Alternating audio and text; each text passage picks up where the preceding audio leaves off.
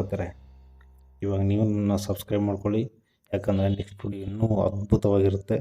ಪಕ್ಕಾ ಗ್ಯಾರಂಟಿ ಕೊಡ್ತೀನಿ ನಾನು ನಿಮಗೆ. ಎಂಟರ್ಟೈನ್ಮೆಂಟಿಗೆ ಈ ಚಾನಲಲ್ಲಿ ಕಮ್ಮಿ ಇರಲ್ಲ.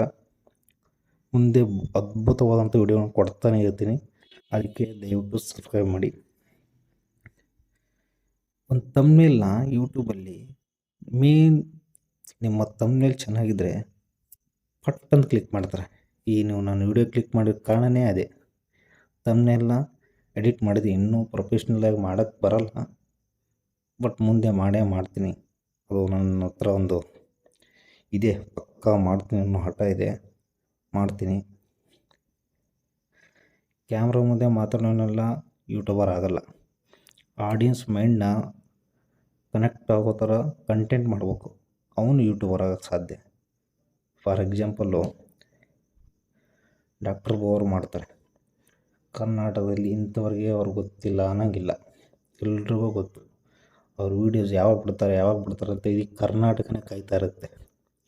ಆ ರೀತಿ ಕಂಟೆಂಟ್ಗಳನ್ನ ಮಾಡಿದ್ರೆ ಪಕ್ಕ ನಿಮ್ಮ ಚಾನಲ್ಲು ಬೆಳೀತದೆ. ಅದೇ ರೀತಿ ಸಮೀರ್ ಅವರಾಗಿರ್ಬೋದು, ಇನ್ನೂ ಸುಮಾರು ಜನ ಇದ್ದಾರೆ ಕರ್ನಾಟಕದಲ್ಲಿ, ತುಂಬ ಅದ್ಭುತವಾಗಿ ವಿಡಿಯೋ ಮಾಡ್ತಾರೆ. ಅವ್ರ ವಿಡಿಯೋಗಳ್ನು ಹಂಗೆ ಓಡ್ತಾ ಇದೆ, ತುಂಬ ಸಬ್ಸ್ಕ್ರೈಬರ್ಸ್ ಇದ್ದಾರೆ, ಒಳ್ಳೆ ಅರ್ನ್ ಮಾಡ್ತಾಯಿದ್ದಾರೆ ಅದರಿಂದ.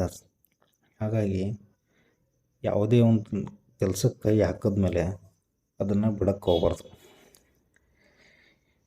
ಯೂಟ್ಯೂಬರ್ ಆಗೋದು ಒಂದು ಲಕ್ಕಿಂದ ಆಗೋಕ್ಕೆ ಸಾಧ್ಯನೇ ಇಲ್ಲ. Discipline main important. Daily consistency ಇರಬೇಕು.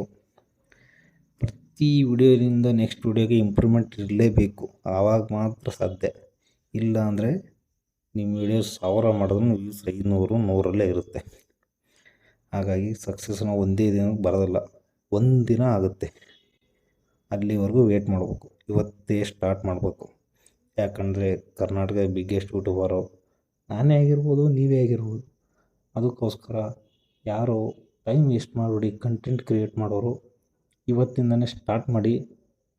ಒಂದಲ್ಲ ಒಂದಿನ ನೀವು ಫೇಮಸ್ ಆಗ್ತೀರಾ. ಆ ನಂಬಿಕೆಯಿಂದ ಸ್ಟಾರ್ಟ್ ಮಾಡಿ. ಎಲ್ಲರೂ ಒಳ್ಳೆಯದಾಗಲಿ. ಸಬ್ಸ್ಕ್ರೈಬ್ ಮಾಡಿ, ಮರಿಬೇಡಿ. Thank you.